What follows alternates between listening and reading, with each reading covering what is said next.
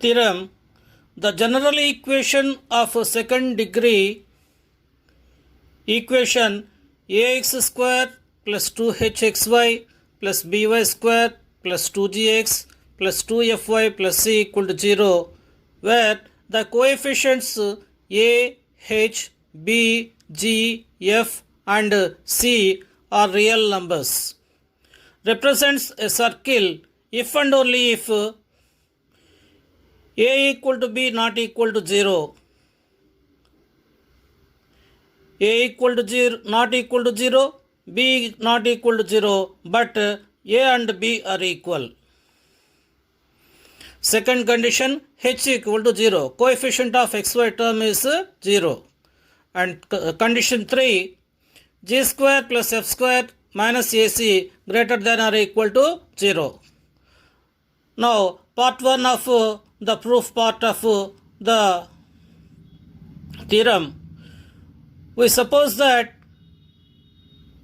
the general equation of second degree equation ax square plus 2hxy plus by square plus 2gx plus 2fy plus c equal to 0, taken as equation 1, represents a circle. Now we prove that the three conditions a not equal to 0, b not equal to 0, but a equal to b and h equal to 0 and g square plus f square minus ac greater than or equal to 0. To prove this one, we consider alpha comma beta and we let that alpha comma beta be the center of the circle and r be the radius of the circle of equation 1, ax square plus 2hxy plus by square plus 2gx plus 2fy plus c equal to 0. We know the formula x minus h whole square plus y minus k whole square equal to r square. That is, the general equation of the circle is x minus alpha whole square plus y minus beta whole square equal to r square, where alpha comma be the center and r is the radius. We know the formula a minus b whole square equal to a square minus 2ab plus b square.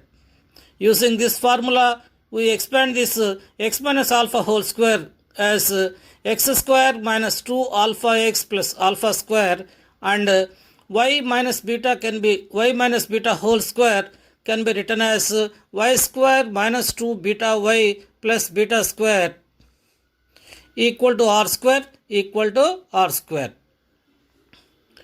Rearranging this equation, we get x square plus y square minus 2 alpha x minus 2 beta y plus alpha square plus beta square minus r square equal to 0.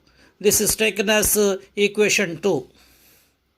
But equation 1 and equation 2 represent the same circle, that is ax square plus 2hxy plus by square plus 2gx plus 2fy plus c equal to 0 and x square plus y square minus 2 alpha x minus 2 beta y plus alpha square plus beta square minus r square represent the same circle.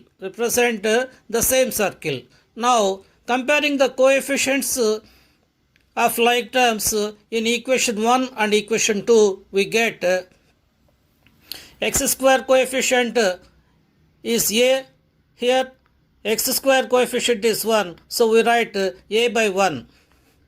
Y square coefficient is b in equation 1, y square coefficient is 1 in equation 2, so b by 1.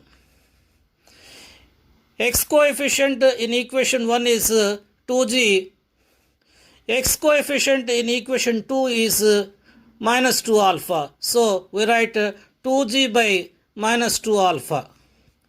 Y coefficient in equation 1 is 2f, y coefficient in equation 2 is minus 2 beta, so we write 2f by minus 2 beta, and the constant here is c in equation 1, constant in equation 2 is alpha square plus beta square minus r square. So we write C by alpha square plus beta square minus r square.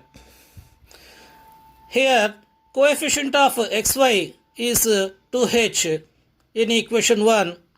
There is no xy term in equation 2. Hence the coefficient of xy term in equation 2 is 0. Hence we say that 2h equal to 0. Therefore h equal to 0.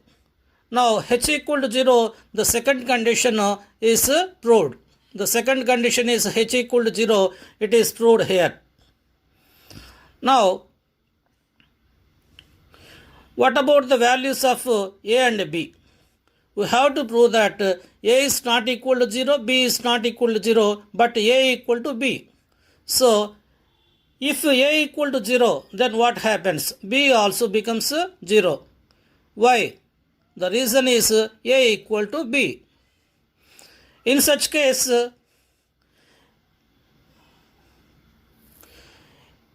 there will be x square coefficient is 0 means there is no x square term. And 2xy term is also becomes 0 and by square term also becomes 0. Hence we get a linear equation, that is if a equal to 0, b equal to 0 and h equal to 0, we get 2gx plus 2fy plus c equal to 0 only.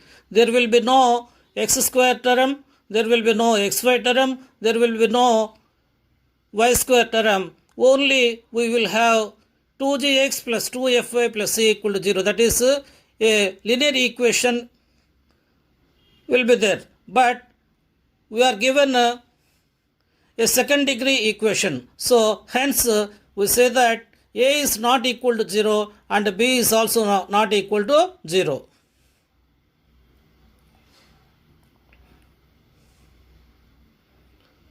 And considering these two, a by 1 and equal to b by 1 in equation 3, we have on cross multiplication a by 1 equal to b by 1, we get a equal to b.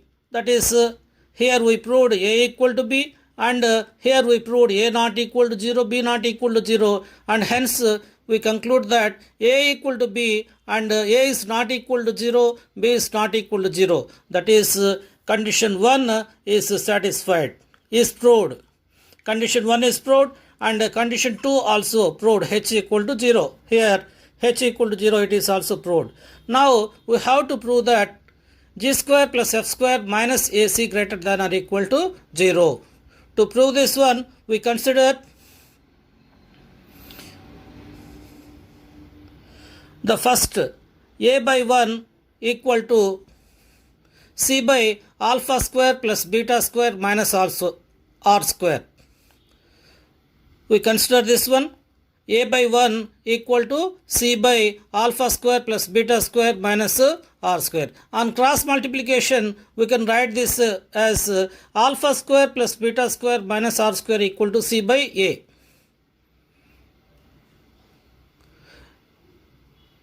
This is taken as equation 4. Now,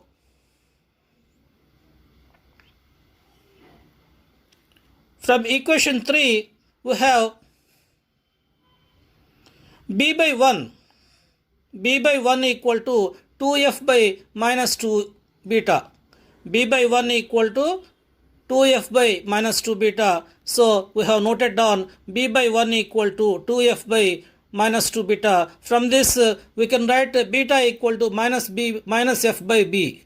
Beta equal to minus f by b. And in this equation, we have a by 1 equal to 2g by minus 2 alpha.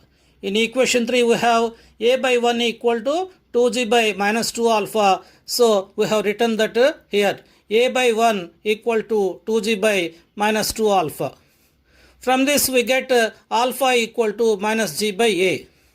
Substituting these values of alpha equal to minus g by a and beta equal to minus f by b in equation 4, alpha square plus beta square minus r square equal to c by a, we get this equation. G square by g by a whole square. Alpha square means g by minus g by a whole square, that is g square by a square, plus beta square means minus beta by minus f by a whole square. Here we have actually beta equal to minus f by b, but a equal to b. So we can write a here minus f by a whole square, that is f square by a square minus r square equal to c by a.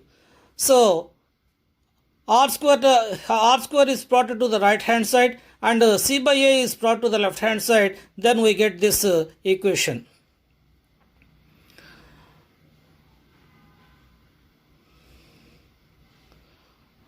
Now taking LCM on the left hand side, we get g square plus f square minus ac by r square by a square equal to r square. But we know that the square of a real number is always either 0 or positive. That is, the square of a real number is non-zero. That means it is represented as greater than or equal to 0. So r square is greater than or equal to 0 means this g square plus f square minus ac by a square can also be greater than or equal to 0. But again this a square is also non-zero. Why? Because we have already proved that a is not equal to 0. That means it is a positive number. Hence from this we can get that g square plus f square minus ac is greater than or equal to 0. So the reason is the square of a positive number is always positive. Here we have not considered a square greater than or equal to 0. Why? Why? Because a is not equal to 0 we have already proved, and hence we have noted down only a square greater than 0. Since this is the reason, so we got g square plus f square minus ac greater than or equal to 0. So the third condition, g square plus f square minus ac greater than or equal to 0. That means what we have discussed so far. So we assumed that this equation represents a circle, and we have proved that these conditions are true. These conditions, first condition 1, condition 2, condition 3 are true. Now part 2 of the theorem. Conversely, we suppose that the conditions, 3 conditions are satisfied. That is, for condition 1, a equal to b and a is not equal to 0, b is not equal to 0. Condition 2, h equal to 0. Condition 3, g square plus f square minus ac greater than or equal to 0. From this one, we shall prove that the equation ax square plus 2hxy plus by square plus 2gx plus 2fy plus c equal to 0 represents a circle. We are given a equal to b, so here we have noted down a equal to b and h equal to 0. Substituting these values a equal to b and h equal to 0 in ax square plus 2hxy plus by square plus 2gx plus 2fy plus c equal to 0, we get ax square plus by square. In place of b we have written a, so ay square plus 2hxy. In place of h we have written 0, so 2 into 0 into xy plus 2gx plus 2fy plus c equal to 0.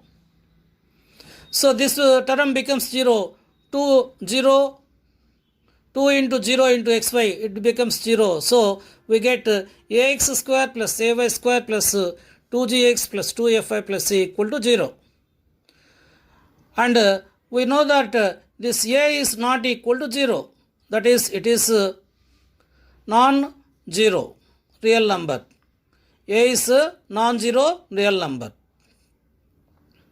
So, dividing this equation ax square ay plus ay square plus 2gx plus 2fy plus c equal to 0 by a on both sides we get x square plus y square plus 2g by a into x plus 2f by a into y plus c by a equal to 0. So the reason is a is not equal to 0, that is a is a non-zero real number. Now we add g by a whole square plus f by a whole square on both sides of this equation. Then we get x square plus y square plus 2g by a into x plus 2f by a into y plus c by a plus this term, these two terms are added, g by a whole square plus f by a whole square equal to 0 plus g by a whole square plus f by a whole square. This equation can be rearranged as x square plus 2 into g by a into x plus g by a whole square. X square plus 2g by a into x, 2 into g by a into x plus g by a whole square, g by a whole square plus y square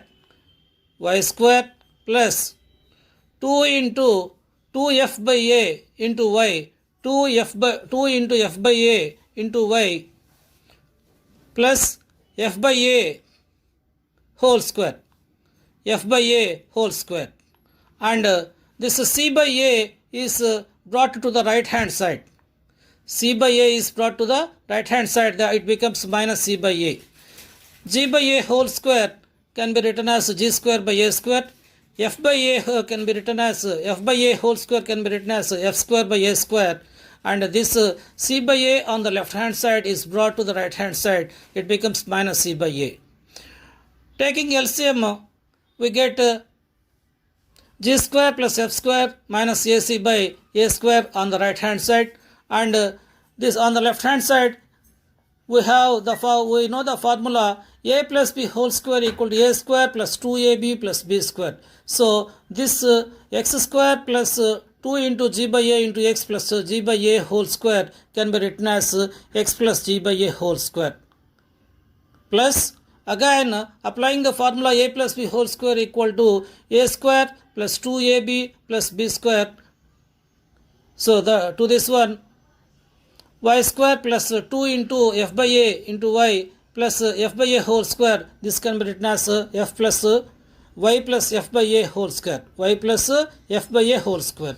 So we got equation 5. So this right hand side, suppose k can be written as square root of k whole square, square root of k whole square. If it is k, then it can be written as square root of k whole square, that is g square plus f square minus ac by a square is written as square root of g square plus f square minus ac by a square whole square. So that means k can be written as square root of k whole square. Now in this condition we have this condition g square plus f square minus ac greater than or equal to 0. So we have this condition g square plus f square minus ac greater than or equal to 0. So we have written here g square plus f square minus ac is greater than or equal to 0. Equation 5. So this equation 5 represents a circle, that is this is of the form x minus h whole square plus y minus k whole square equal to r square, where r is the radius. So we can write this equation represents a circle. How can we conclude that one? We know x minus h whole square plus y minus k whole square equal to r square. Comparing this equation with this equation, x plus g by a whole square plus y plus f by a whole square equal to square root of g square plus f square minus a square ac by a square whole square. Comparing these two equations, we get x minus h equal to x plus g by a. From this one we get minus h equal to g by a or h equal to minus g by a. And comparing these two terms, x plus y plus f by a and whole square equal to y minus k whole square, that is y minus k equal to y plus f by a. From this one we get k equal to f by a or k minus k equal to f by a or k equal to minus f by a. And the radius r square in this equation is equal to this right hand side part. So r equal to square root of g square plus f square minus ac whole divided by a square. So it can be written as square root of a square means a. So we get r equal to square root of g square plus f square minus ac over a. Hence this equation is in the standard form of a circle. Hence the general equation ax square plus 2hxy plus by square plus 2gx plus 2fy plus c equal to 0 represents a circle when these three conditions are satisfied. So we have taken that the three conditions are satisfied, and from that one we proved that this general equation can be written as x plus g by a whole square plus y plus f by a whole square equal to square root of g square plus f square minus ac by a square, which is in the standard form of equation x minus h whole square plus y minus k whole square equal to r square. Hence the theorem is proved.